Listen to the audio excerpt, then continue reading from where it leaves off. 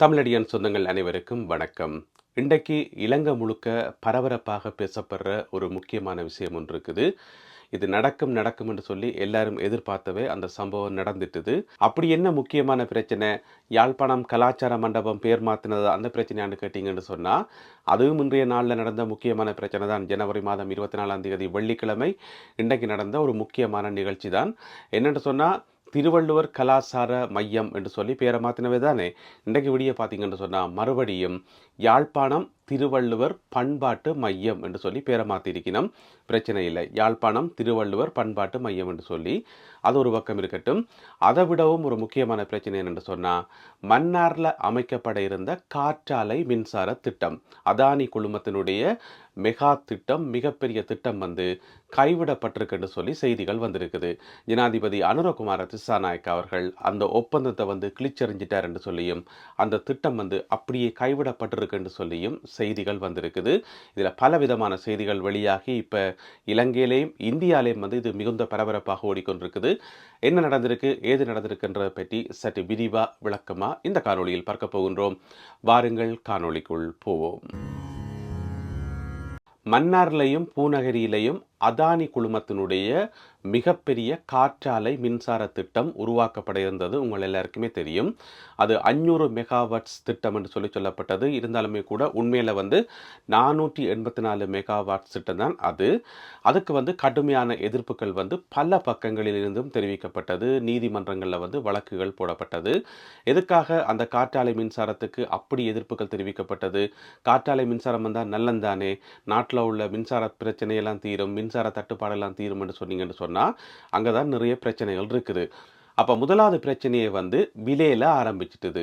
விலை எவ்வளாண்டு பார்த்தீங்கன்னு சொன்னால், 1 கிலோவாட் மின்சாரத்தினுடைய விலை, அதானி குழுமத்திலிருந்து கிடைக்கக்கூடிய 1 கிலோவாட் மின்சாரத்தினுடைய விலை 8.26 சதம். என்ன சதம்? இலங்கை ரூபா சதமாண்டு பார்த்தீங்கன்னு சொன்னால் இல்லை, அமெரிக்க டாலரினுடைய அந்த சதம், சென்ஸ். அதாவது 8.26 சென்ஸ் 1 கிலோவாட் மின்சாரம் அதானி குழுமத்தில் இருந்து. அப்போ அதானி குழுமத்தினுடைய மின்சாரத்தினுடைய விலை இந்த அளவில் இருக்குது. அப்போ உள்ளூர் மின் உற்பத்தியாளர்கள் என்ன சொல்லிடணும்னு சொன்னால், எங்களுக்கு அந்த ப்ரொஜெக்டை தாங்கோ, நாங்கள் அங்கே போயிட்டு காற்றாலை அமைக்கிறோம், அதில் மின் உற்பத்தி செய்கிறோம், ஆனால் நாங்கள் குறைஞ்ச விலைக்கு தாரோம் என்று சொல்லி அவர்கள் சொன்ன விலை எவ்வளோன்னு பார்த்தீங்கன்னு சொன்னால் 4.88 சென்ஸ். 4.88 சென்ஸ் 1 கிலோவாட் மின்சாரத்தினுடைய விலை. எனவே சொல்லப்போனால் கிட்டத்தட்ட 70% அதிகரிப்பு என்று சொல்லப்படுது. அப்போ இப்போ எங்களுக்கு முன்னால் ஒரு மிகப்பெரிய கேள்வி வரும். 70% விலை அதிகரிப்போட அதானி குழுமத்துக்கு அந்த காற்றாலை மின்சார திட்டத்தை கொடுக்க வேண்டிய தேவை என்ன என்று கேட்டால், அந்த கேள்விக்கு தான் யார்கிட்டையும் பதில் இல்லை. அப்போதைய ஜனாதிபதி ரணில் விக்ரமசிங்கவை தவிர இதில் யாருக்குமே பதில் தெரியாது. ஏன் கொடுக்கப்பட்டது, எதுக்காக கொடுக்கப்பட்டது சொல்லி. அப்போ இந்த திட்டத்தை கடுமையாக எதிர்த்தவர்களில் இப்போதைய ஜனாதிபதி அனுரகுமார திசாநாயக்கவும் ஒரு ஆள். அவர் கிடைக்கிற எல்லா மேடைகளையும் தவறாமல் திரும்ப திரும்ப சொல்லிக் கொண்டு வந்தவர், தான் ஜனாதிபதியாக வந்தால் இந்த திட்டம் கைவிடப்படும், இது ஏற்றுக்கொள்ளக்கூடிய திட்டம் இல்லை என்று சொல்லி ஒவ்வொரு மேடைகளையும் சொல்லிக் கொண்டு வந்தவர்.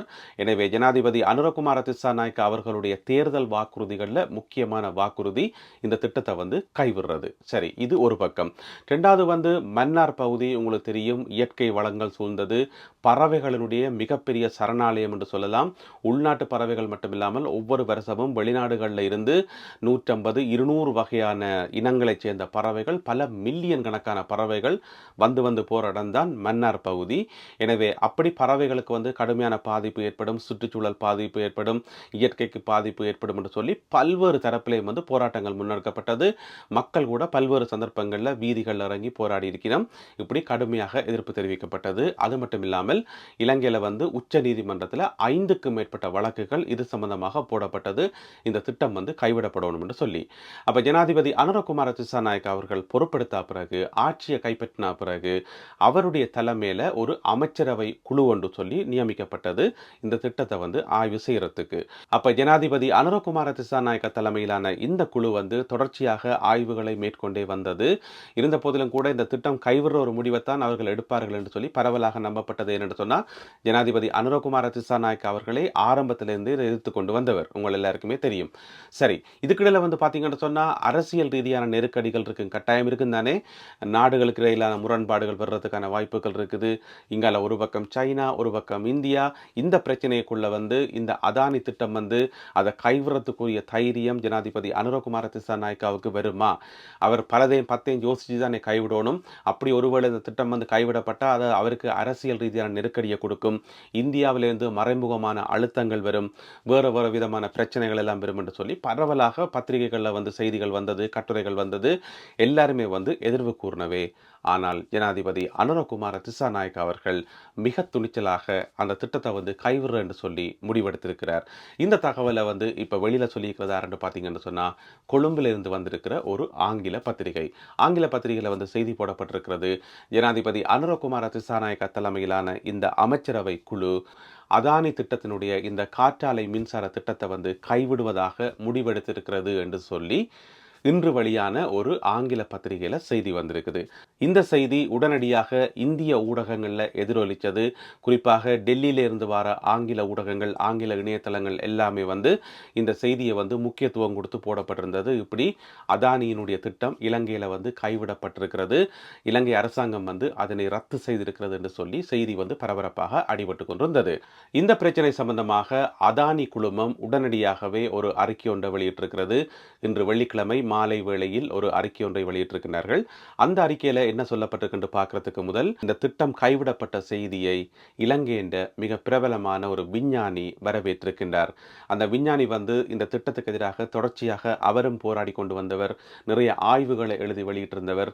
இந்த திட்டம் பாரதால எவ்வளவு சுற்றுச்சூழல் பாதுகாப்பு, எவ்வளவு இயற்கைக்கு பாதுகாப்பு என்று சொல்லி தொடர்ச்சியாக குரல் கொடுத்து கொண்டு வந்தவர் அந்த விஞ்ஞானி. அவருடைய பேர் வந்து பார்த்தீங்கன்னு சொன்னால் ரொஹான் பெதிய கொடு என்று சொல்லி அவர் வந்து இதை வரவேற்றிருக்கிறார். ஜனாதிபதி அனுரகுமார திசாநாயக்க அவர்கள் கொடுத்த வாக்குறுதியை காப்பாற்றியிருக்கின்றார்.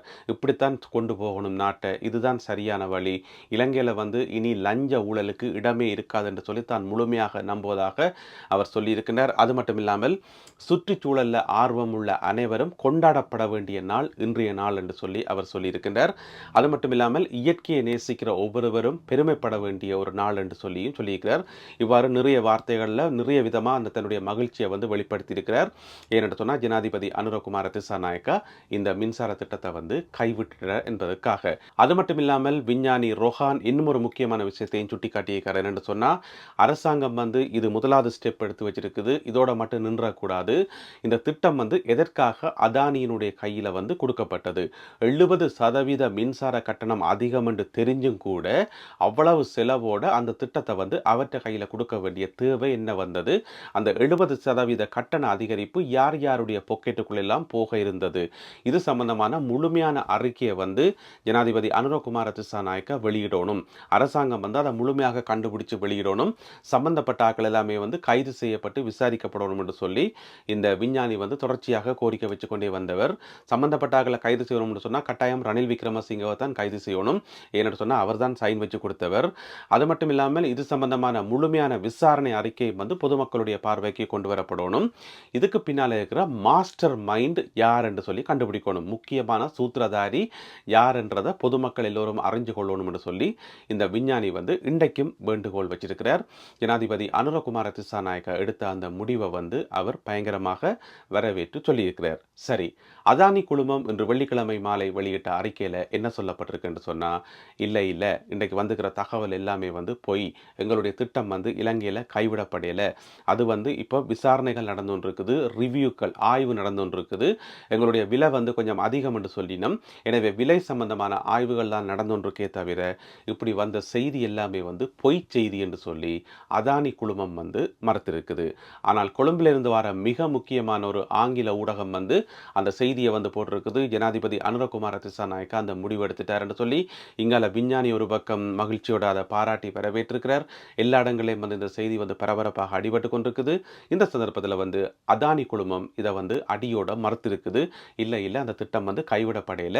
இலங்கையில் வந்து எங்களுடைய முதலீடு, அதாவது மின் துறையில் வந்து எங்களுடைய முதலீடு வந்து 100 கோடி அமெரிக்க டாலர் நாங்கள் முதலிடுறோம். அந்த முதலீட்டில் வந்து எந்த விதமான பிரச்சனையுமே இல்லை. எங்களுடைய திட்டம் வந்து கைவிடப்படையல் என்று சொல்லி அதானி குழுமம் சற்று முன்னர் அறிக்கை வெளியிட்டிருக்கிறது. இப்போ எங்களுக்கு முன்னால் இருக்கக்கூடிய மிகப்பெரிய கேள்வி என்று சொன்னால், உண்மையிலேயே ஜனாதிபதி அனுரகுமார திசாநாயக்கா அவர்கள் கைவிட்டுட்டாரா இல்லையா என்று சொல்லி. ஏனென்று சொன்னால், கொழும்பிலிருந்து வர ஆங்கில பத்திரிகை மிக முக்கியமான ஆங்கில பத்திரிகை, அது பொய் சொல்றதுக்கான வாய்ப்புகள் இல்லை. அவர்கள் அப்படி செய்தி போட்டிருக்கிறார்கள். அதானி குழுமத்தினர் வந்து இப்படி மறுத்திருக்கிறார்கள். அரசாங்க தரப்பிலிருந்து இந்த காணொளி ஒளிப்பதிவு செய்யப்படும் வரை எந்த ஒரு தகவலும் வந்து வெளிவரையில. ஒருவேளை அரசாங்கம் வந்து இப்படியான ஒரு செய்தியை வந்து கசிய விட்டுட்டு ஒரு நாடி பிடிச்சு பார்க்குதா என்ற ஒரு கேள்வியும் வந்து எழுது. ஏனென்று சொன்னால், இந்த திட்டத்தை வந்து கைவிடுற தீர்மானம் வந்து மிகப்பெரிய தீர்மானம், மிகப்பெரிய ஒரு முடிவு, மிகப்பெரிய ஒரு துணிச்சலான முடிவு என்று சொல்லணும். ஏனென்று சொன்னால், அதானி திட்டத்தை வந்து கைவிடுறது தனியாக அதானி திட்டத்தை மட்டும் பாதிக்காது, அது இலங்கை இந்திய உறவையும் பாதிக்கும். உங்கள் எல்லாருக்குமே தெரியும், அரசியல் வேற பொருளாதாரம் வேற அப்படியெல்லாம் கிடையாது, எல்லாம் ஒன்றோடு ஒன்று பின்னி பிணைஞ்சதான். ஒரு பொருளாதார ரீதியாக எடுக்கப்படுகின்ற தீர்மானத்துக்கு பின்னால கட்டாயம் அரசியல் இருக்கும். அரசியல் ரீதியாக எடுக்கப்படுற ஒரு முடிவுக்கு பின்னால கட்டாயம் பொருளாதார நலன் இருக்கும். இது எல்லாருக்கும் தெரிஞ்ச ஒரு பரகசியம். இப்ப நாங்கள் காத்து கொண்டிருக்கிறது இலங்கை அரசாங்கத்தினுடைய உத்தியோகபூர்வமான அறிக்கைக்காக. இந்த திட்டம் வந்து கைவிடப்பட்டிருக்கா இல்லையா என்பதை இன்னும் ஒரு சில மணி நேரங்களில் இலங்கை அரசாங்கம் அறிவிக்கும் என்று சொல்லி எதிர்பார்க்கலாம்.